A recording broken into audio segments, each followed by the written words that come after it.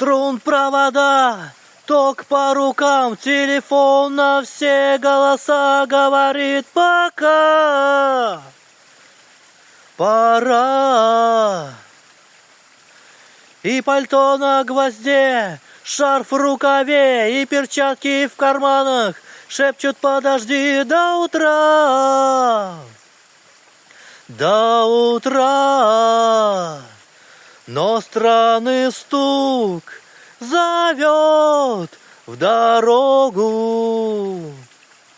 Может, сердце, может, стук в дверь. И когда я обернусь на пороге, я скажу одно лишь слово: верь.